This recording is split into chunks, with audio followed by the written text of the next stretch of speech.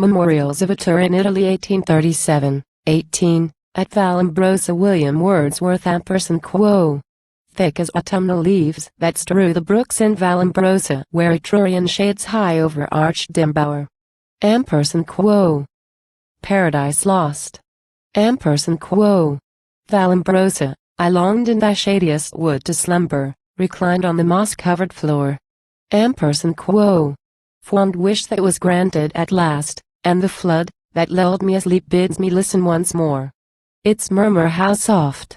As it falls down the steep, near that cell, yon sequestered retreat high in air where our Milton was wont lonely vigils to keep for converse with God, sought through study and prayer. The monks still repeat the tradition with pride, and its truth who shall doubt? For his spirit is here.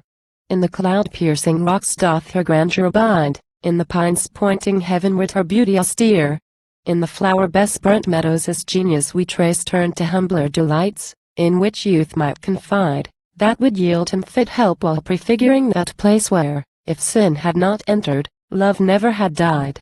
When with life lengthened out came a desolate time, and darkness and danger had compassed him round, with a thought he would flee to these haunts of his prime and here once again a kind shelter be found.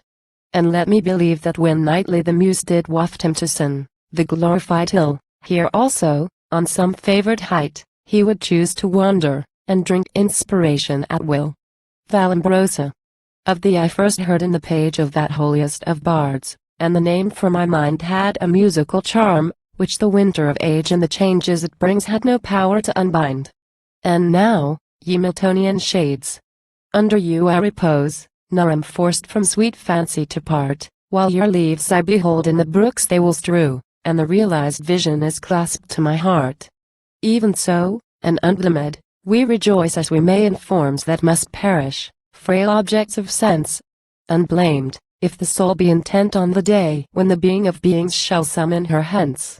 For he and he only with wisdom is blessed who, gathering true pleasures wherever they grow, looks up in all places, for joy or for rest, to the fountain whence time and eternity flow.